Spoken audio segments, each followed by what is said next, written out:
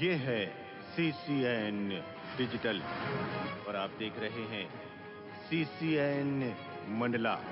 महाराजपुर थाना अंतर्गत हृदय नगर चौकी का ग्राम रामनगर में एक मौत का मामला बड़ा ही नाटकीय रूप ले रहा है। रामनगर से जिला अस्पताल में एक महिला गायत्री साहू 55 साल को जली हुई अवस्था में लाया गया, जहां डॉक्टरों ने महिला को मृत घोषित कर दिया। बता दें कि यह मामला अब पेचीदा होते जा रहा है। आरोप प्रत्यारोप घर के ही लोग एक दूसरे पर लगा रहे हैं। मृतिका के पति ने अपने एक पुत्र व 2 बहू पर हत्या का आरोप लगाया तो वही बहू अपने ससुर पर आरोप लगा रही है। आपको बता दें कि एक बहू की शिकायत पर मृतिका के विरुद्ध लगभग 1 साल पहले मारपीट का मामला दर्ज कराया गया था, जो माननीय न्यायालय में चल रहा है। मृतिका लकवा से पीड़ित थी। फिलहाल पुलिस आग लगने के कारण को तलाश रही है। देखना है इस मामले में कौन आरोपी है, पुलिस जांच कर रही है।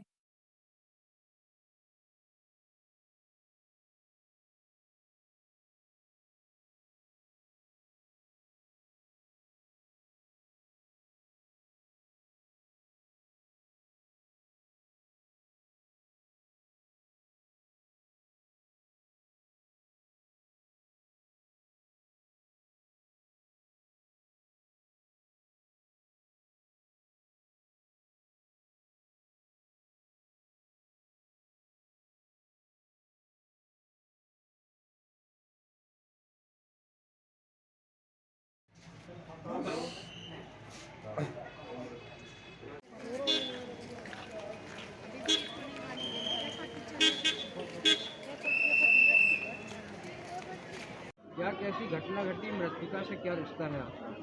मृतिका मेरी माता है, गायत्री बाई साहू। पिताश्री मेरे बारेलाल साहू जी हैं। जो खड़ा हूँ मैं 20-25 किलोमीटर दूर रहता हूँ। मुझे जानकारी ये मिली कि 9 और 10 बजे के बीच में कि माता राम के ऊपर आग लगी है। तो इसके बाद मैंने 1 घंटे के अंदर वहाँ पे पहुँचा। जब वहाँ पे मेरा भाई मुकेश, मेरी दोनों बहू, उनकी पत्नियाँ जो दोनों घर में थी, हमको देख कर के इस घटना की पोजीशन को देखते हुए ये भाग गए वहाँ से। घर से निकल इसके पहले भी 2 साल पहले खड़ी बिस्तर में आग लगा दिया वो गया कंबल था, भी जला हुआ है। जिसकी शासन के पास में थाने में चौकी में इसकी रिपोर्ट भी दर्ज है। इसके बाद भी प्रशासन उसको अनदेखी करते हुए माता राम के ऊपर जो है 294 323 का मामला बनाते हुए उनको कोर्ट में पेश कर दिया गया है। इस चीज़ को देख कर करके इनकी बहू से जो परेशानी इनको बढ़ती गई है, प्रताड़ित किया गया है। आगे की घटना की जानकारी मेरे को नहीं है। जब मैं आके देखा तो मुझे मेरे उस पोजीशन में इनकी आग लगी हुई थी। क्या लगता है आग किसने लगाया? मोह तो समझ में आत है साहब की जो घर में रहे उन्हीं की समझ में आ रही है। मैं क्या बताऊं, जब एक बार घटना हो चुकी, वो ये बोल अभी पंखा जो लगा है सीलिंग फैन, उसके ऊपर धुतिया लगी है, तो तेरी काट की धुतिया थी, उसमें आग लगी और कंबल में तकिया में टपकता रहा और मेरे को और मेरे ये जीवन लाल को कमरे के अंदर बंद कर दिए थे। 1.5-2 साल से अभी चल रहा है कोर्ट में कि ये कोर्ट में चल रहा है। अभी जो ये घटना घटी है इसमें आपको क्या लगता है, ये जो आग लगाई शंका आ रही है हमको साहब। पत्नी के ऊपर जो आग लगाई गई उसमें किसके ऊपर शंका आ रही है? अब इसमें साठ गांठ चल रही है भैया। भाई एक बे लड़का है और 2 बे बहू हैं। दरवाजा से निकली और रोज प्रताड़ित करत रहे। बिल्कुल खाना अपना मुकेश बोल रहा था और पर्दा लगा दिया था। और आज के दूसरे दिन पहले छोटी वाली बहू और खड़ी होके वो वाली बहू भी कि मरन के धमकी दे थे। दम तो है नहीं है, मर के दिखा। मरे नहीं, चूतिया बना थे, ऐसे कहे इस भाषा में। लगाए थे वो लगा दी नहीं, एक बार आगी लगा दिए हैं, लेकिन हाँ, उसमें बच गई थी वो। लेकिन आज की पोजीशन ये मैं तो समाप्त ही कि कर पहले दिए। जो घटना कर चुके हैं ये सेकंड बार फिर कर दिए हैं। बीच में भी ये बोलते थे कि हम ऐसा कर सकते हैं, तुम यहाँ से घर से भाग जाओ। पूरा घर को कब्जा कर रखे हैं। हमको भी भगा दिया गया है जो हम बाहर रहते हैं। सर, आपके थाना क्षेत्र के अंतर्गत रामनगर से एक महिला की अभी आग से जलने से मृत्यु हुई है, क्या है पूरा मामला? रामनगर से एक महिला गायत्री साहू, उम्र करीब 55 से 58 साल है, जो कि जली हुई अवस्था में हॉस्पिटल लाई थी, जो डॉक्टरों ने उसको मृत घोषित कर दिया था। तो उसका मर्ग और पंचनामा की कार्रवाई करके पीएम कराया जा रहा है। इसके बाद जो भी आगे तथ्य आएंगे उस पर हम जाँच करके कार्रवाई करेंगे। मृतिका के पति एवं उसके 2 पुत्र अपने ही बहू और अन्य 2 पुत्रों के ऊपर आरोप लगा रहे हैं इस घटना को लेकर, क्या लगता है? हाँ, जो उनके द्वारा जो बातें बताई गई हैं, जो तथ्य हैं, उनकी सबकी जांच करके उनके ऊपर जो भी जांच के दौरान जो भी तथ्य आएंगे उसके अनुसार हम आगे कार्रवाई करेंगे। अच्छा, मृतिका का मामला कोई न्यायालय में लंबित है क्या, बहू या पुत्र की रिपोर्ट पर? हाँ, मृतिका की 2-1.5 साल पहले करीबन उसकी बहू ने मारपीट के एफआईआर हुई थी, तो उसका मामला विचारण में है न्यायालय में। विधिक सेवा प्राधिकरण के सहयोग से जिला न्यायालय परिसर में 14 दिसंबर को नेशनल लोक अदालत का आयोजन होना है। इसी तारतम्य में जिला मजिस्ट्रेट व विधिक सेवा प्राधिकरण मंडला के सचिव महोदय प्रवीण सिन्हा द्वारा विधिक सेवा के मीटिंग हॉल में पत्रकार वार्ता को संबोधित करते हुए सरलता से न्याय कैसे नेशनल लोक अदालत में दिया जाता है बताया गया। सरलता से दोनों पक्षों को संतुष्टि पूर्ण न्याय, दोनों पक्षों की जीत, सबको न्याय, सबका सम्मान की तर्ज पर नेशनल लोक अदालत में राजीनामा योग्य केस के अंतर्गत आने वाले घर परिवार, चेक बाउंस, बिजली, पानी, कर, टैक्स भुगतान, परिवार, पति पत्नी के बीच सामंजस्य बनाकर दोनों को एक करना, एक्सीडेंट में मुआवजा भुगतान आदि केस मामलों की कानूनी जानकारी दी गई। वहीं मजिस्ट्रेट महोदय ने पत्रकारों के प्रश्नों का जवाब दिया। सार्वजनिक हित के मामले हैं, जैसे एक छोटा सा उदाहरण आपको देखते हैं, कभी पेपर में आप भी पढ़े होंगे, एक हमारे साथी ने वहां लगाया तो एक ऑर्डर किया, बच्चे पत्र ले जाते हैं, तो उन्होंने उस पर ऑर्डर किया कि चेक, जैसे आपका आवेदन आया, दूसरे का जवाब लिए, जवाब नहीं दिए, 2 डॉक्यूमेंट है वो डिफेंस नहीं देंगे, उस पर एक ऑर्डर हो जाएगा। उस ऑर्डर का महत्व ये है कि नहीं चेक होता है, कोई नहीं चल रही है, लेकिन जब उस पर 15-15 दिन पर रिपोर्ट और बाकी चीज चलती है तो उनको भी प्रेशर बनता है, ये चेक किया जाएगा क्योंकि वो आवश्यकता है, आप करेंगे तो वो। हम लोग पहला बार जैसे हम डेपुटेशन पर हमारे गाँव देख पा रहे हैं, तो अपने को बहुत ज्यादा लोगों से मतलब नहीं रहता है। जब हम गए स्कूल में तो लोग बताते हैं एक दिन टीचर आता है, एक दिन नहीं आता।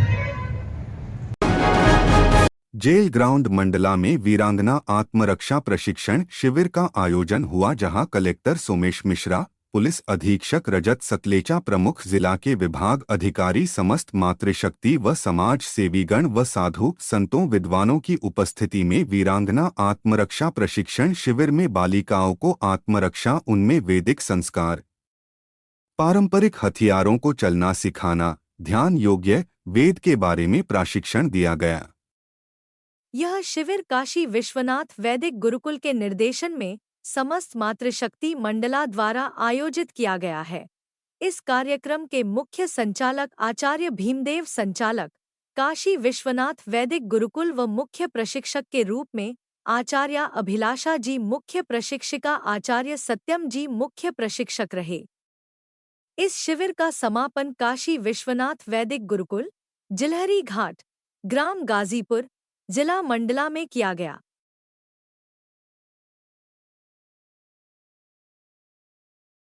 जाके आसमान में दहा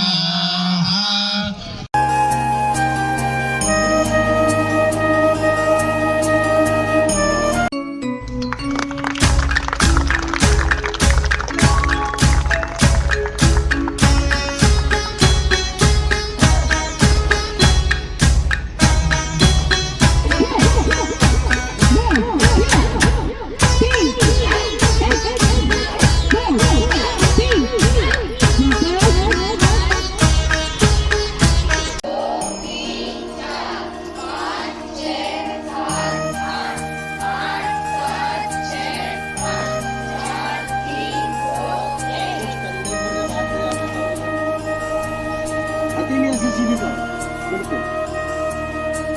3 4 अब जाए फिर से 5 6 7 8 फिर बाएं से 8 7 6 5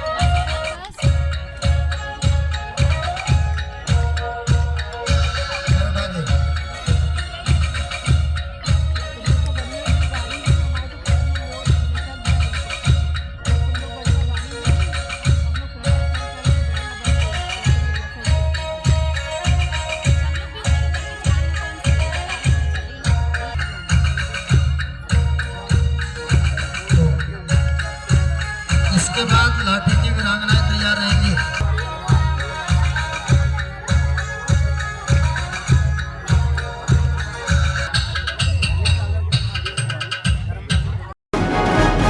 सिविल अस्पताल नैनपुर से एक महिला को गंभीर हालत में जबलपुर रेफर किया गया, परंतु सरकारी एम्बुलेंस के चालक ने जबलपुर जाने से मना कर दिया। उस समय सिविल अस्पताल में CMHO डॉक्टर केसी सरोते मौजूद थे। दूसरे चालक को जबलपुर भेजकर महिला को मेडिकल में भर्ती कराया गया। बाद में महिला की मौत हो गई थी। चालक से ड्यूटी निर्वहन में लापरवाही के चलते CMHO ने लापरवाह चालक को निलंबित किया। निलंबन काल चालक के मवई स्वास्थ्य केंद्र होगा।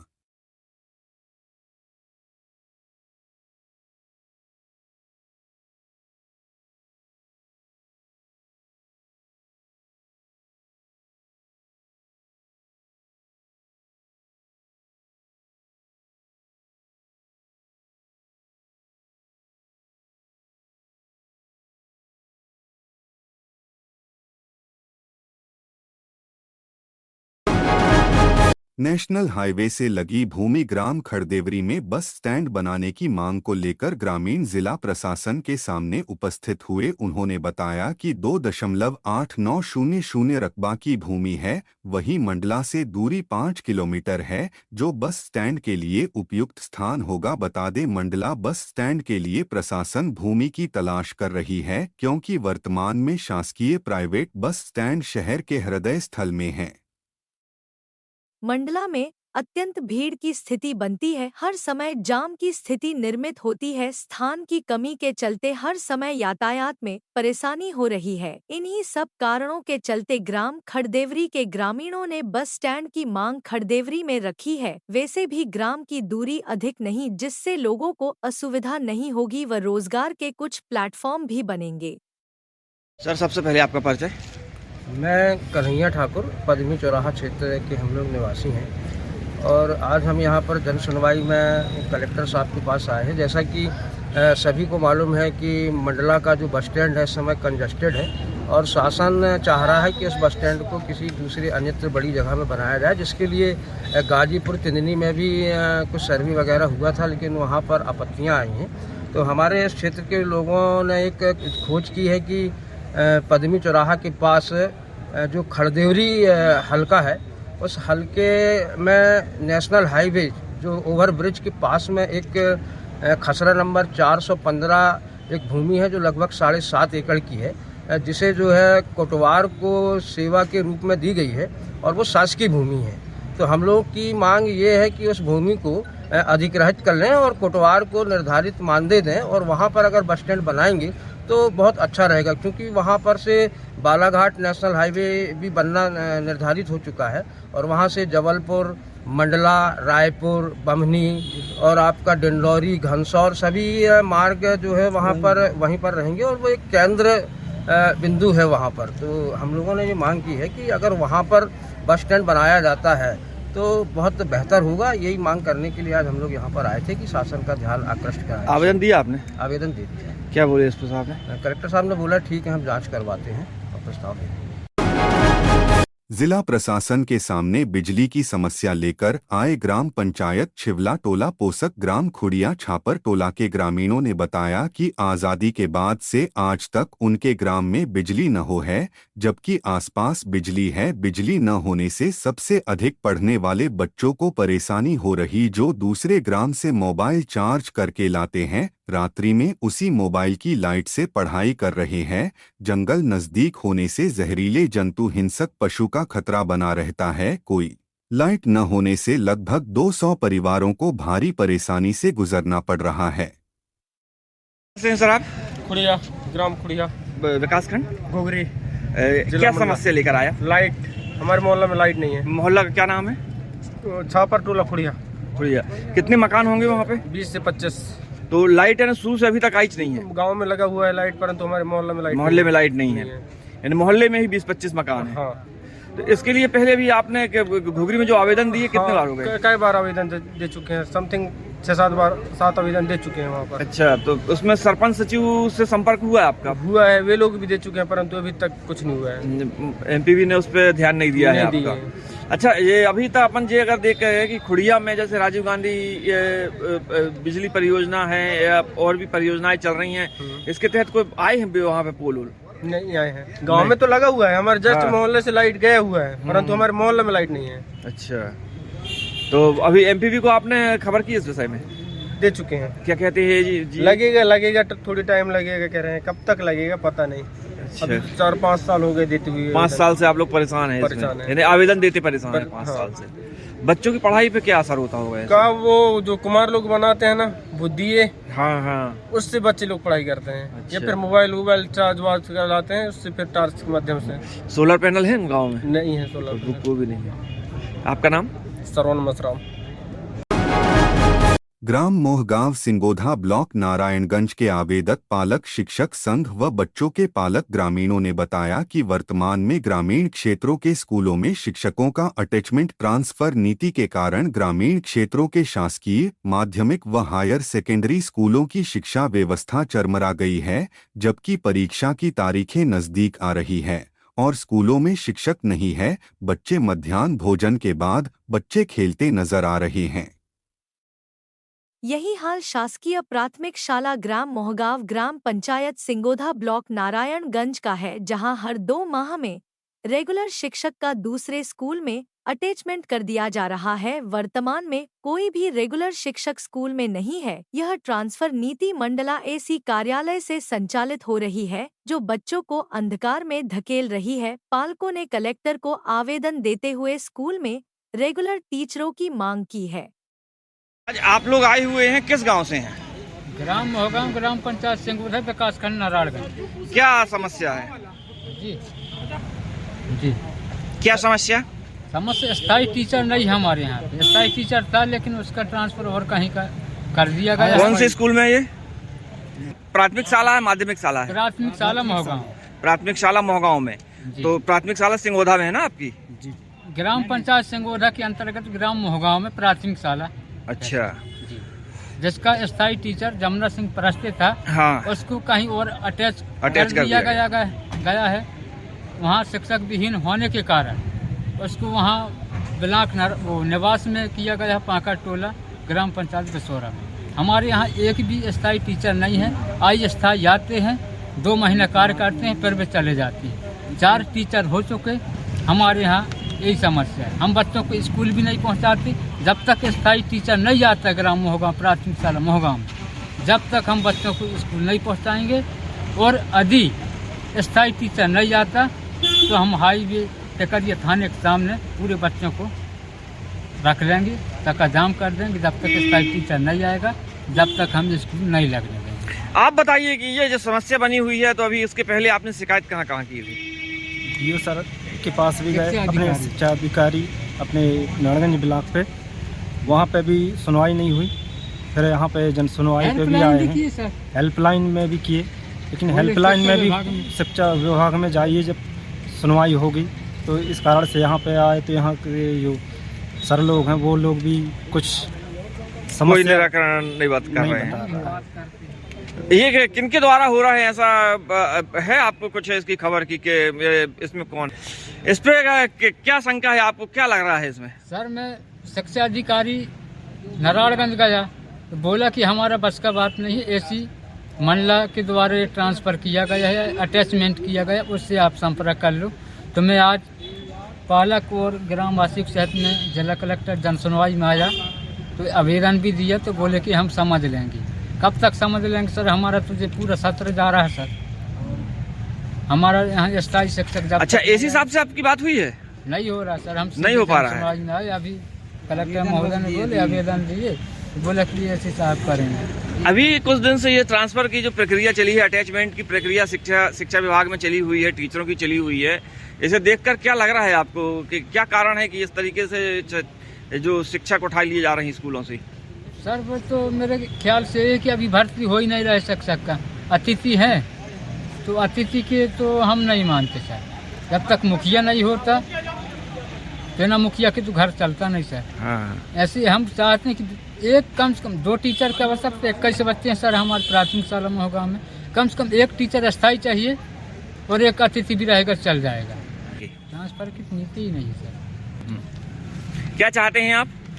2 टीचर की नियुक्ति करें। हाँ, हम चाहते हैं कि एसी साहब 2 टीचर की नियुक्ति करें, जिससे हमारे बच्चों का भविष्य बन सके, है ना? जी सर। और ये जो ट्रांसफर की ये और अटैचमेंट की ये सब चल रही है, बंद किया जाए। बंद किया जाए जी, ठीक। क्या नाम है आपका? सरजू कुशाम। आपका? राजेंद्र कुमार यादव। और आप? केशव यादव। मैं पालक संघ का अध्यक्ष बाबूलाल आया। ठीक। अरे सर, आप पालक संघ से हैं, तो अभी आपको क्या लग रहा है कि ये सब क्यों हो रहा है ऐसा? ये सर एसी कलेक्टर की वजह से हो रहा है। इधर उधर टीचरों को नचाना और ये करना वो करना, ये सब एसी की है कारगुजारी। एसी की ऐसा करना चाहिए इनको कि बच्चों का भविष्य अंधकारमय है। वो तो अंधकार में डला ही चुका है सर बच्चों का भविष्य। जुलाई से हो गया, अभी अभी नवंबर दिसंबर चलने वाला है सर। कोई शिक्षक ही आते हैं, बस 2 महीने आते हैं और चले जाते हैं। 2 महीने बाद साल ही गुजर गए। अभी परीक्षाएं भी अब नजदीक आने से लगी। परीक्षाएं हमारे बच्चे ढंग से शिक्षा ग्रहण ही नहीं कर पा रहे हैं। 2 महीने दूसरा टीचर पढ़ाया, 1 महीने दूसरा टीचर पढ़ा के जा रहा है। क्या हो? एक अधिकारी के कारण यानी आप लोगों के बच्चों का भविष्य अंधकार में चला गया। यही चाह रहा हूँ सर, मैं बाबूलाल। सर, जैसा कि देखा जा रहा है, अभी ट्रांसफर प्रक्रिया चल रही है शिक्षा विभाग में। ग्रामीण क्षेत्रों के जो स्कूल हैं वहाँ से शिक्षकों को उठा लिया जा रहा है और अन्यत्र जगह उनकी नियुक्ति कर दी जाती है। स्कूल खाली हो जाते हैं। ऐसे बहुत से स्कूल हैं जो कि जहाँ पे टीचर नहीं है और अतिथि शिक्षकों के भरोसे स्कूल चल रहे हैं। परीक्षाएं आने वाली हैं, बच्चों का भविष्य अंधकारमय है। क्या कहना है आपका इस विषय में? सर, इसमें एसी कलेक्टर का जो मतलब ट्रांसफ़र टीचरों कर रहे हैं, हाँ। तो ये ना होना चाहिए। हाँ। जी, इससे बच्चों का भविष्य अंधकारमय हो रहा है। क्योंकि हमारे यहाँ टीचर एक भी नहीं है स्थायी। हमें कम से कम 2 टीचरों की आवश्यकता है। हमें 2 टीचर शीघ्र चाहिए आपको स्कूल में की चाहिए, और जिससे कि हमारे बच्चों का भविष्य सुधर सके। हम यही चाहते हैं बस। कलेक्टर सोमेश मिश्रा के निर्देशानुसार ग्राम पंचायत मानादेई में शिविर का आयोजन किया गया। शिविर में एसडीएम मंडला सोनल सिडाम ने निर्देशित किया कि नामांतरण, बंटवारा, अभिलेख दुरुस्ती के प्रकरणों का शीघ्र निराकरण करें। एसडीएम सोनल सिडाम ने मानादेई के ग्रामीणों से चर्चा करते हुए राजस्व महाभियान के बारे में विस्तार से जानकारी दी। शिविर में एसडीएम ने ग्रामीणों के सामने भी एक का वाचन कराए। इस अवसर पर राजस्व अमला उपस्थित था। ग्राम दुधारी गुनेगाम बिछिया क्षेत्र में मदिरा विक्रय करने पर 4 प्रकरण दर्ज किए गए। कार्यवाही के दौरान 22 लीटर कच्ची शराब एवं 120 किलो महुआ लाहन जब्त किया गया। जब्त लाहन को घटनास्थल पर नष्ट किया कर आबकारी अधिनियम के अंतर्गत प्रकरण दर्ज किया गया।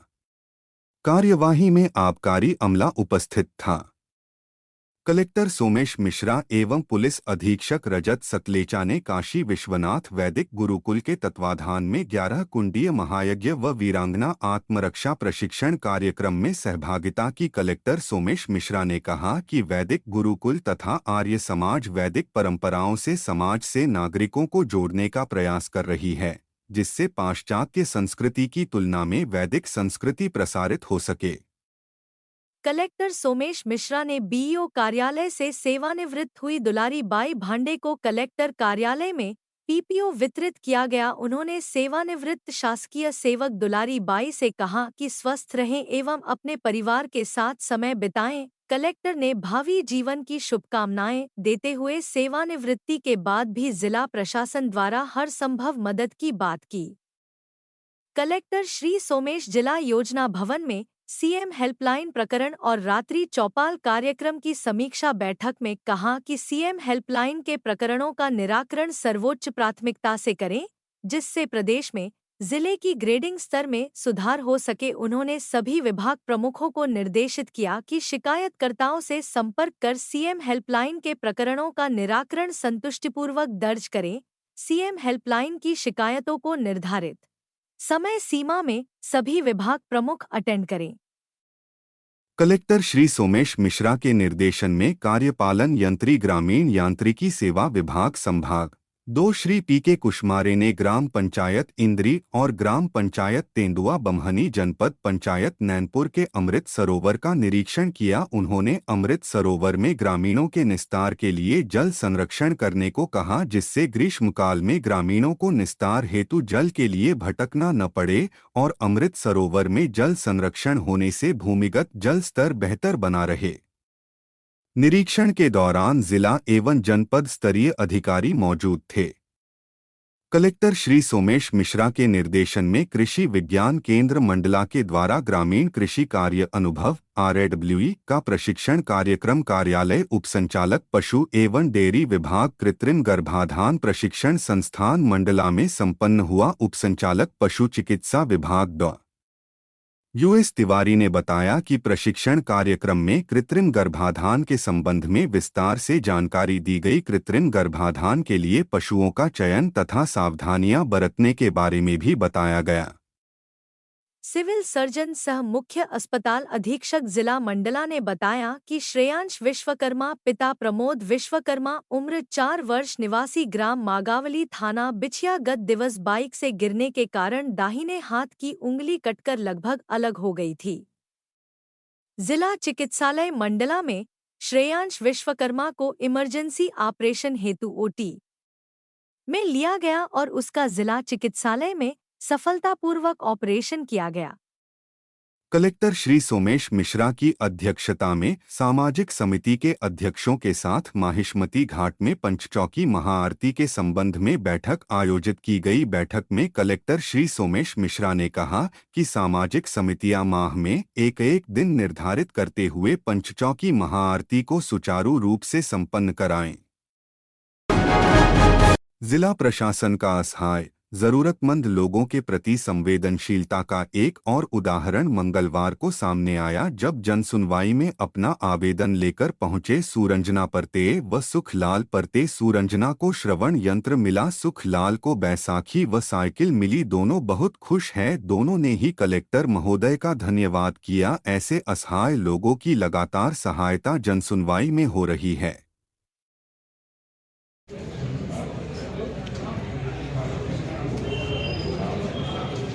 प्रमाण पत्र के लिए आए हैं। कौन से प्रमाण पत्र?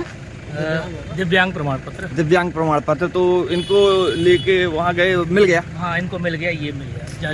कलेक्टर साहब अभी देंगे। गजब यार, तुरंत मिल गया आपको प्रमाण पत्र। खुश हैं आप जिला प्रशासन के काम से? खुश हैं? आपका नाम क्या है? भगवान पटेल। कहाँ से आए हैं? मैं मुनू की रहने वाली हूँ, दुबिया गाँव रहता हूँ। अच्छा, क्या समस्या थी आपको?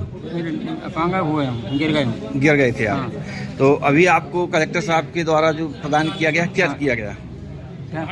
क्या मिला है आपको? बोले दोनों चीज बोले हैं, दो चीज लगे। साइकिल भी मिलेगी और वो भी मिलेगी। हाँ। अभी जो प्रमाण पत्र आपको काहे का मिला? अपंग विकलांगता का प्रमाण पत्र कलेक्टर साहब ने दिए हैं। हाँ। तो अब आपको बैसाखी भी मिल जाएगी और साइकिल भी मिल जाएगी। हाँ। खुश हैं आप? हाँ। एक दिन में हो गया आपका काम, परेशान नहीं होना पड़ा?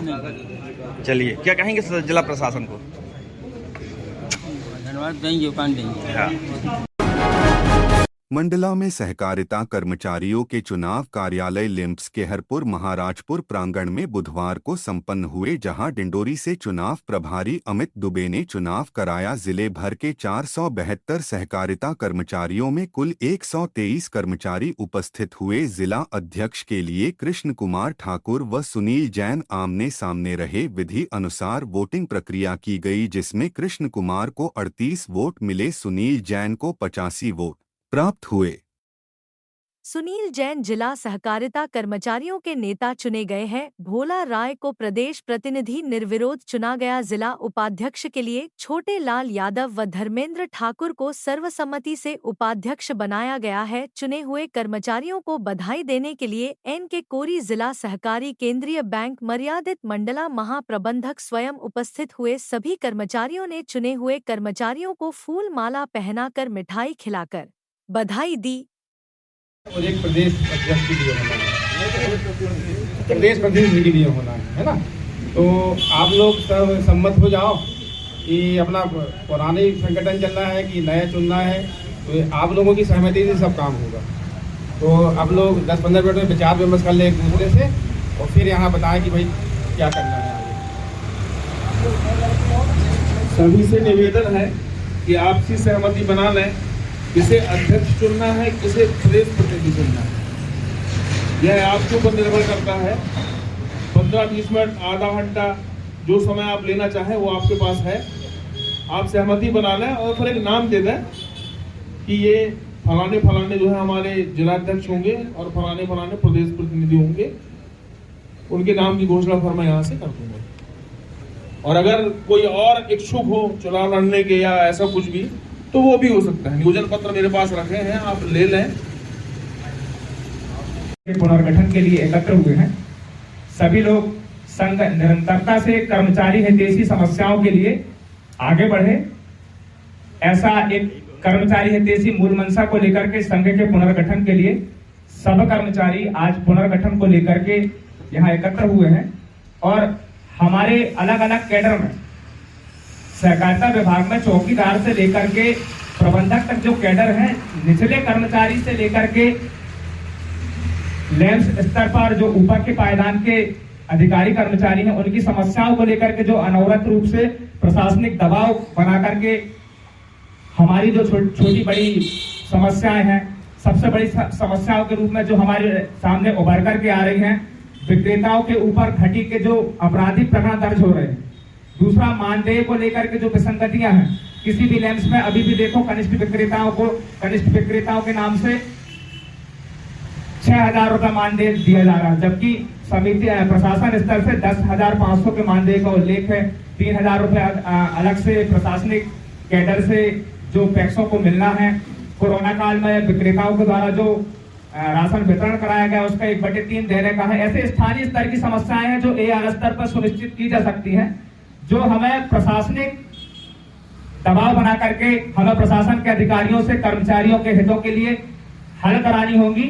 ऐसा सब मिलकर के आज यहाँ एक पुनर्गठन का प्रयास करें, ऐसा मेरा व्यक्तिगत सुझाव है। जैसे जो आपराधिक प्रकरण दर्ज हो रहे हैं तो वहाँ मंत्री महोदय जी द्वारा अभी रोक लगा दी गई है, उसमें किसी भी आपराधिक प्रकरण नहीं हो रहे हैं।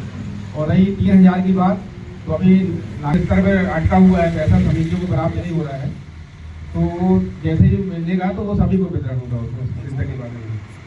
इस विषय में मैं आपको अवगत करा देता हूँ कि महासंघ के द्वारा जो ज्ञापन दिया गया था मंत्री जी को, उस पर मंत्री जी और PS फूड, PS सहकारिता, ये सब मिलकर जो बैठे थे, मैं वहाँ खुद भी उपस्थित था। उसमें चर्चा ये हुई थी कि विक्रेताओं का जो पैसा है 3000, उसके आहरण के लिए सहकारिता विभाग पीछे हट रहा था। तो सहकारिता विभाग को स्पष्ट निर्देश दिए गए हैं कि 30 दिसंबर से पहले आप ये पैसा वित्त विभाग से आहरण कर समिति कर्मचारियों को, जो विक्रेता हैं, उनको प्रदान कर दें।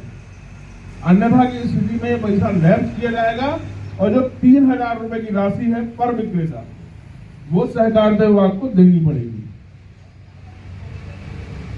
ये वहां भोपाल पे चर्चा हुई थी, मैं खुद भी वहां पर था। और FIR की बात है तो उस पर भी रोक लग गई है, उसके आदेश में मेरे ख्याल से 15 दिसंबर तक हो जाएंगे। जो आपने जैसा कि हमारे जिला निर्वाचन अधिकारी ने भी कहा है कि बिना मनमुटाव के ऐसी टीम तैयार हो, ऐसी कार्यकारिणी तैयार हो जो एक मत होकर के अपने पदाधिकारियों का चयन करे, जिससे आगामी कार्यक्रमों में, आगामी आंदोलन में, बैठकों में अच्छी से अच्छी संख्या हो और सब एक मत होकर के काम करें। जिस तरह चौकीदार, भृत्य से लेकर सहायक प्रबंधक तक की एक कड़ी मिलती है तब लैंप्स बनता है, उसी तरह मेरा सुझाव है कि उसी लैंप्स की जैसी कड़ी है उसी तरह हमारे जिला की कार्यकारिणी भी बने, जिसमें हमारे प्रबंधक, सहायक प्रबंधकों को भी पद मिले, विक्रेता बंधुओं को भी पद मिले, कनिष्ठ विक्रेताओं को भी पद मिले। पूरा प्रयास रहे भृत्य चौकीदार से भी, हमारे सामने मातृ शक्तियां बैठी हैं, उनको भी पद मिले, ऐसा मेरा सुझाव है। और रही बात चुनाव की, तो जैसी जानकारी है अभी जिला अध्यक्ष का निर्वाचन होना है, या निर्वाचन ना हो तो मनोनयन होना है, और प्रदेश के लिए हमारे प्रतिनिधि जो जाएंगे, प्रदेश की टीम का गठन करने में सहायता करेंगे, उनका निर्वाचन या मनोनयन होना है। पदाधिकारी ऐसे तैयार हो, टीम ऐसे तैयार हो जो न केवल व्हाट्सएप, सोशल मीडिया या मंच, उद्बोधन, संबोधन तक सीमित रहे, अपितु समय समय पर अधिकारियों से, नेता नगरी से सबसे जो है सटने की बात आए तो सट के भी खड़े हो जाए, एक पैर अंदर बाहर की भी बात आए तो उससे भी बिल्कुल ना डरे, क्योंकि आप यदि पद में है, आप जिला कार्यकारिणी में है या प्रदेश की कार्यकारिणी में है या ब्लॉक की कार्यकारिणी में है, तो आप व्यक्तिगत आप नहीं है, आपके पीछे और आगे पूरे प्रदेश की कार्यकारिणी रहेगी, आपके जिला की कार्यकारिणी रहेगी और सहकारिता से जुड़े समस्त कर्मचारी आपके साथ रहेंगे, उनकी शक्तियां आपके साथ में रहेंगी। इन्हीं बातों के साथ मैं विराम दूंगा। नमस्कार। महासंघ के निर्देश अनुसार चुनाव होता है, जिसमें जिला अध्यक्ष, जिला प्रदेश प्रतिनिधि, इनका निर्वाचन करके और आप सभी साथियों का सहयोग लेते हुए हम लोग कार्यकारिणी का गठन करते हैं। आप सभी से मेरा निवेदन है कि देखिए, ये है चुनाव। चुनाव में अपना अपना मत का अधिकार करने का अधिकार आप लोगों को है। आप सभी से मेरा अनुरोध है कि आपकी जो समस्या है वैसे वो समस्या को धीरे धीरे जो है हर व्यक्ति, हर कर्मचारी समझ रहा है कि आपके साथ कितनी मुसीबत है, कितनी समस्या है। प्रबंधक महोदय जियो के साथ भी कितना मुसीबत है, हर कर्मचारी के साथ मुसीबत है। ये बात को आप सभी अच्छे भली बात जान रहे हैं। मैं आज उस दिशा पे नहीं जाऊंगा। मुझे आज जो है केवल आप सभी के सहमति से निर्वाचन कार्य में शांतिपूर्वक हमारे किसी प्रकार का बिखराव न हो संगठन में, इसको लेते हुए आपसे मेरा निवेदन है कि निर्विरोध की स्थिति बनाए ताकि किसी प्रकार का बिखराव न हो संगठन में। मेरा एक निवेदन है। वैसे जिला अध्यक्ष के लिए 2 उम्मीदवारों के फॉर्म प्राप्त हुए हैं। पहले हैं सुनील कुमार जैन जी, दूसरे कृष्ण कुमार ठाकुर जी। 2 व्यक्तियों के बीच में आपको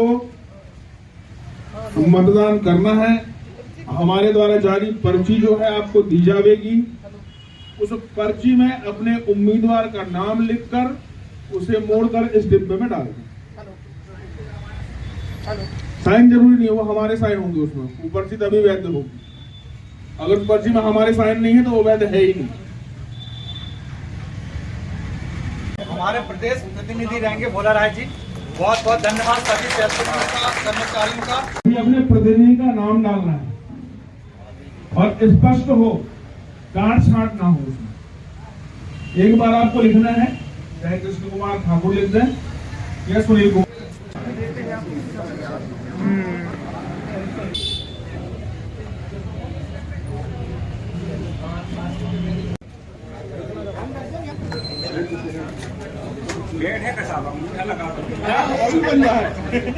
ठाकुर, मिथुन यादव,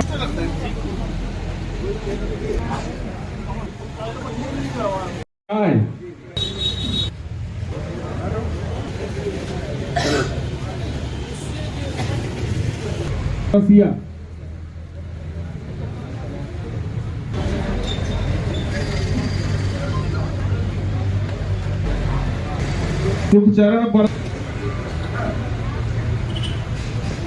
अनिल साहू,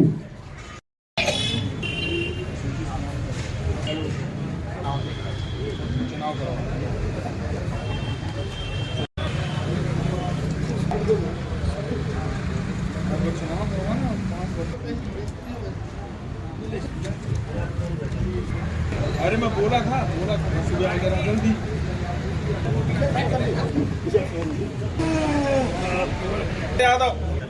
पर्याप्त सोनी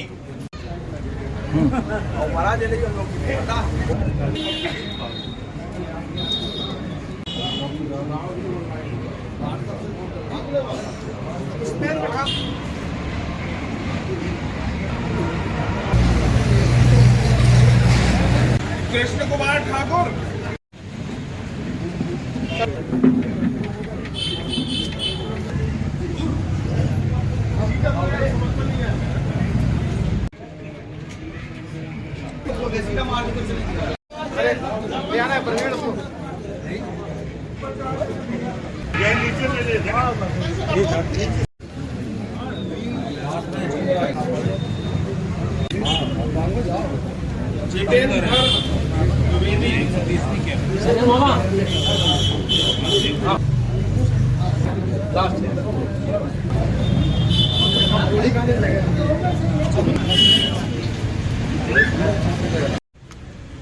ठीक, बाद में खोल लेंगे उसको।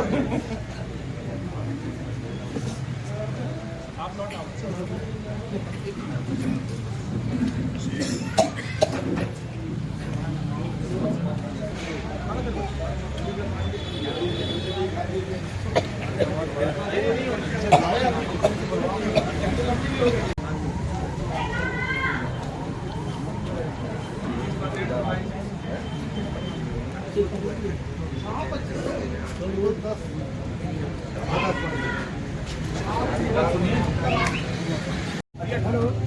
मतदान हुआ है 123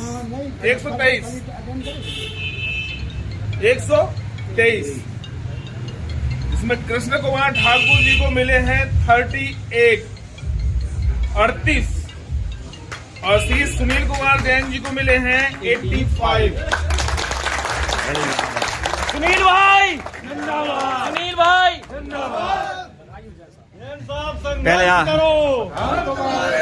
पहले संघर्ष करो, हमारा नेता कैसा हो। भैया सभी साथी भाई सुन लें, अध्यक्ष पद के लिए 2 फॉर्म भरे गए थे।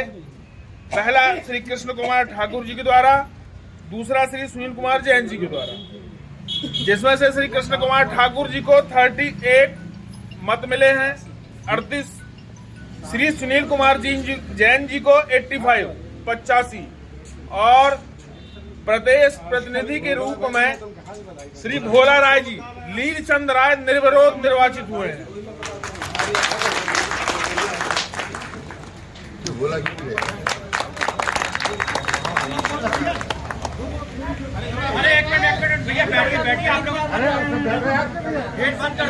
आज कर्मचारी संगठन का निर्वाचन था। ये रूटीन प्रक्रिया है कि प्रत्येक 3 वर्षों में पुनर्गठन का प्रयास किया जाता है। सभी कर्मचारियों के मतानुसार मैंने भी नामांकन दाखिल किया था कि पुनर्गठन का प्रयास होना चाहिए, है ना। कर्मचारी में जो लोकप्रियता रहती है जिसकी, उसको कर्मचारियों ने अपना मत दिया। ये तो रूटीन की प्रक्रिया है, इससे मुझे कोई दुराभाव नहीं। तो आप अध्यक्ष महोदय के साथ देंगे? बिल्कुल, हर कर्मचारी के साथ हम कंधा से कंधा मिला करके संघर्ष, यदि जहां कर्मचारियों का शोषण होगा वहां हम पूरे संघ के साथ कंधा से कंधा मिला करके हर समय हर संभव प्रयास करेंगे।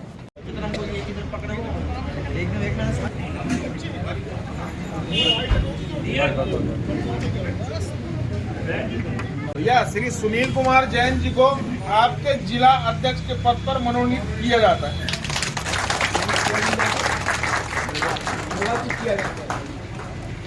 वही है भैया।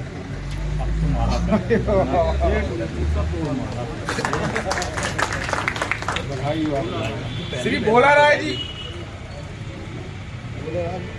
आप प्रदेश प्रतिनिधि के पद पर निर्विरोध मनोनीत किए जाते हैं। ठीक। नहीं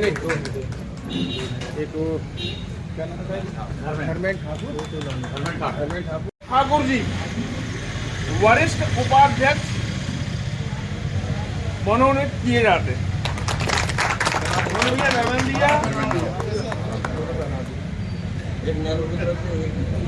और छोटे लाल यादव आपको भी उपाध्यक्ष के पद पर और संरक्षक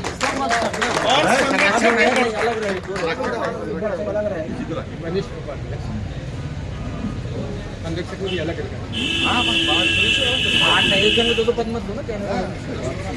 हेलो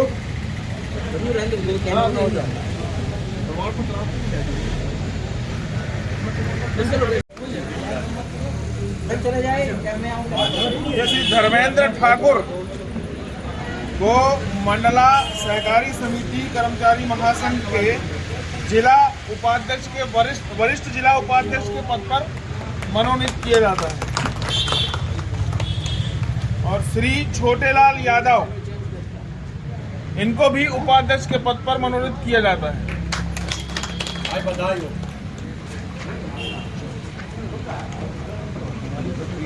सर सबसे पहले आप परिचय देंगे। ये मैं अमित दुबे जी, निर्वाचन अधिकारी मध्य प्रदेश सहकारिता समिति कर्मचारी महासंघ भोपाल, जिला इकाई मंडला। सर जैसा कि आज केहरपुर लीड सोसाइटी में निर्वाचन की प्रक्रिया आपके द्वारा संपन्न कराई गई है, कैसी रही है प्रक्रिया और क्या उद्देश्य रहा इसका?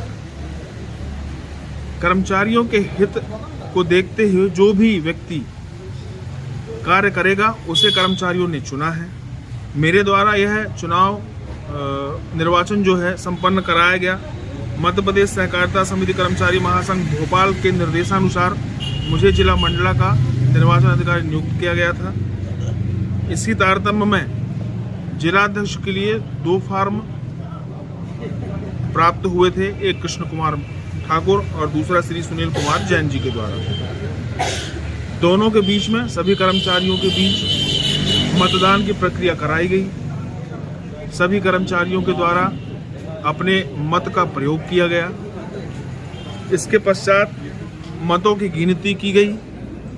तो मतों की गिनती उपरांत श्री कृष्ण कुमार ठाकुर को 38 मत मिले और श्री सुनील कुमार जैन जी को 85 वोट मिले। इस हिसाब से श्री सुनील कुमार जैन जी को मध्य प्रदेश सहकारिता समिति कर्मचारी महासंघ भोपाल जिला इकाई मंडला का जिलाध्यक्ष नियुक्त किया जाता है और श्री भोला राय जी को प्रदेश प्रतिनिधि के रूप में निर्विरोध मनोनीत किया गया।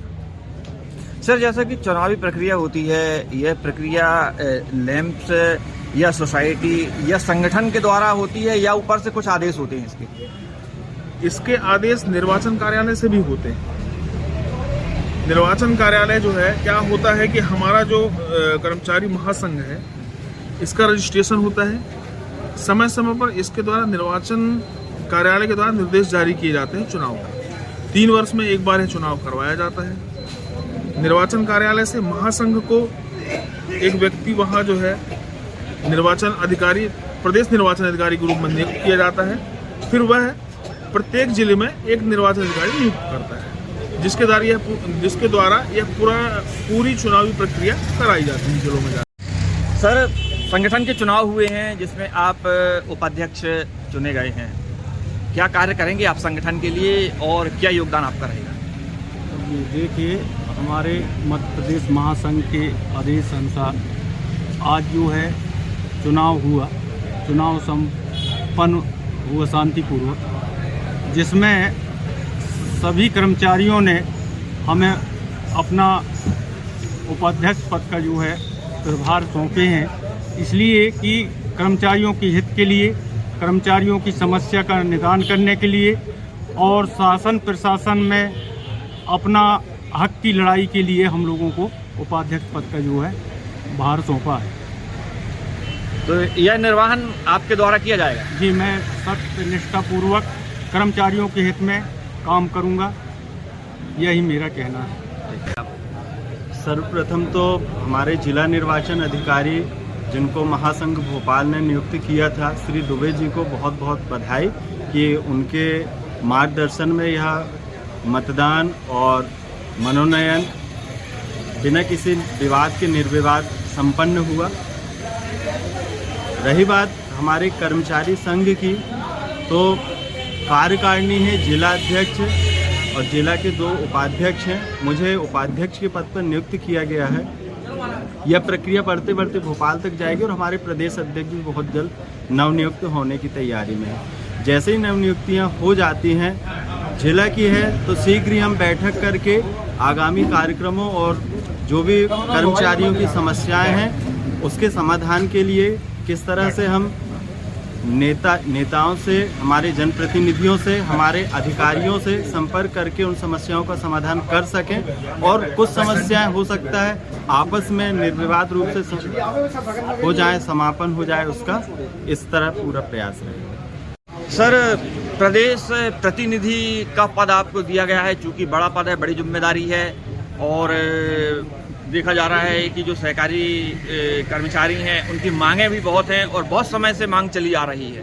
क्योंकि आपका स्थान प्रदेश तक है, तो इनकी मांगों को आप कैसे अपने उच्च अधिकारियों तक पहुंचाएंगे और कहां तक यह मांग पूर्ण हो पाएंगी? चूँकि क्या है, मैं अभी पूर्व में जिलाध्यक्ष के पद में था। मुझे कर्मचारियों की जो समस्याओं से मैं अवगत हूँ, उसके लिए मैं पहले से ही प्रदेश स्तर में प्रयासरत रहा हूँ। इसके लिए मेरे द्वारा ज्ञापन मंत्री महोदय को दिया गया, घेराव का कार्य किया गया और निश्चित है मैं कर्मचारियों के हित में ऐसा ठोस कदम उठाकर काम करूँगा जिसके कारण हमारे कर्मचारियों को भविष्य में लाभ की स्थिति निर्मित होगी। साथ ही संगठन एक चुनाव की प्रक्रिया होती है और जैसे ही कर्मचारियों ने मुझे प्रदेश प्रतिनिधि के रूप में कम भेजा है, मेरा दायित्व होता है कि मैं उनके हर कार्य में हर कार्य जो है उनका कम करूं और उनके कार्यों में मैं खरा उतरूं, ऐसा मेरा प्रयास रहेगा। धन्यवाद। सर, एक बहुत बड़ी जिम्मेदारी वाला पद आपके साथ है और अध्यक्ष हैं आप, क्योंकि लंबे समय से देखा जा रहा है कि कर्मचारियों की मांगें भी रही हैं और चलती चली आ रही हैं। प्रदेश सरकार के द्वारा मांगें पूर्ण नहीं की गई हैं, चूंकि आपके साथ प्रदेश प्रतिनिधि भी हैं। तो कैसे आप अपने अधीनस्थ जो संगठन के लोग हैं उन्हें उनकी मांगों को ऊपर तक पहुंचा पाएंगे? आज हमारे संघ का चुनाव हुआ है जिसमें सभी के मताधिकार का अपना उपयोग करके और मेरे को जलाध्यक्ष चुना गया है और जो कर्मचारियों को मांगे हैं वो मेरे को विदित है। मैं भी लगातार इनके साथ संघर्ष करके चला आ रहा हूँ और भविष्य में और मैं सबका सहयोग लेते हुए और हमारी जो मांगे हैं उसको मैं पूरा करा के ही हम कर्मचारी अपना भविष्य और हम जो सहकारिता के क्षेत्र में जो काम कर रहे हैं उसमें अपना लगन से करेंगे और भविष्य हम अपना इसमें समाना भी चाहते हैं और हमको सम्मानित वेतन मिले, बस हमारी एक यही लड़ाई है और उसको हम पूरा करेंगे। सर, जैसा कि उपाध्यक्ष तो चुने गए हैं, नीचे भी और भी कार्यकारिणी आपके द्वारा बनाई जाएगी? हाँ, बनाई जाएगी, लेकिन अभी उसके लिए बाद में उसका निर्णय लिया जाएगा। हाँ।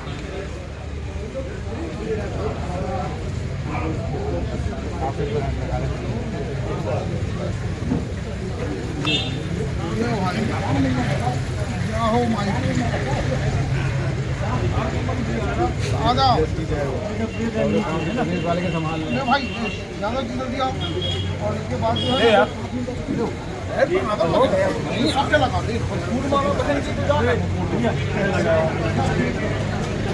जो हमें ग्रुप पर डालना पड़ता है वो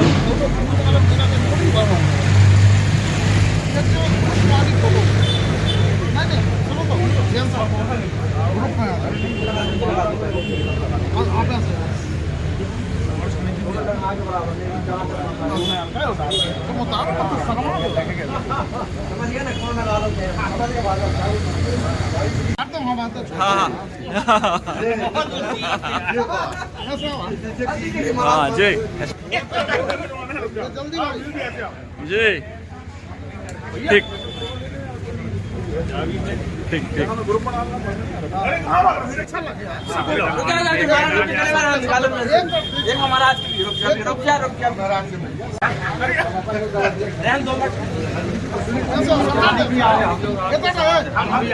हमारे महाराज की थोड़ी जो यात्रा में जा रहे हैं, हज में जा रहे हैं, हज में जा रहे हैं, हज में जा रहे हैं ना, डाल दो। अरे भैया छोटा को डाल अर्जुन हर जाने लगी ना, अर्जुन सॉरी वो भी दो अर्जुन है। चलो चलो में जा रहे हैं, होगा होगा। मैं छोटे सबको बधाई भैया। लो अभी बनेंगे सर, अभी तो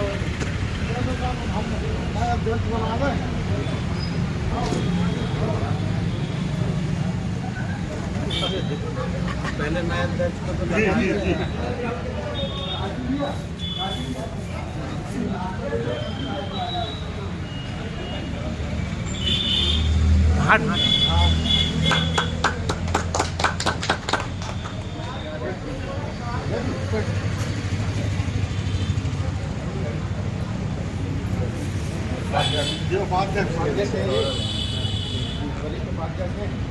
ये कनिष्ठ सब और